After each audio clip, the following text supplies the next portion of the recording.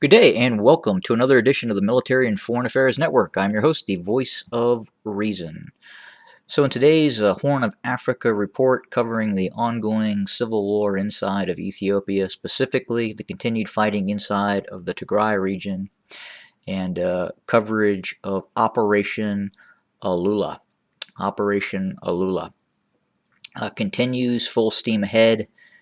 Again, as many as three Ethiopian divisions have been lured into central Tigray, and then a major offensive has begun within the last few days to target those three Ethiopian divisions, those three Ethiopian army divisions, with the support of Amhara militia and Eritrean backed forces as well.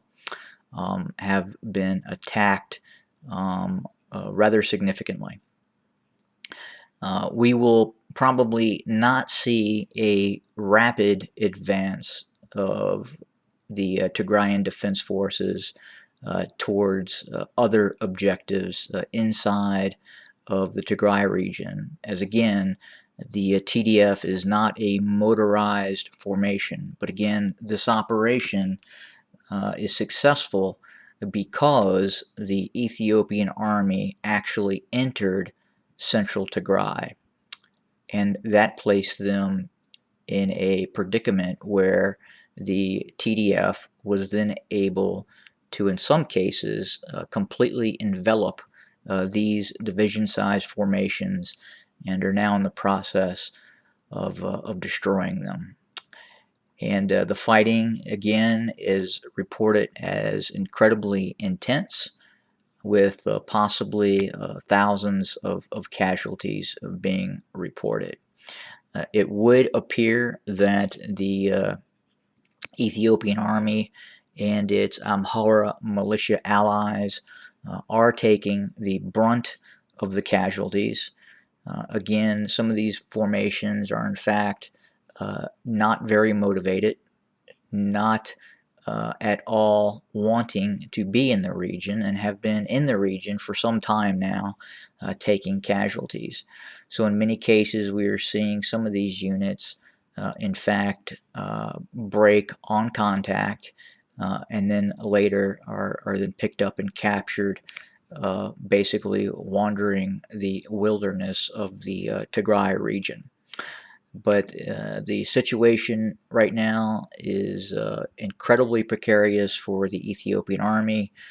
Three major combat formations have sustained significant losses, and many of these formations, many of the battalions, the brigades within these formations are at risk of being surrounded and destroyed. And some of them have, in fact, been surrounded and, in fact, then surrendered to the Tigrayan Defense Force Army.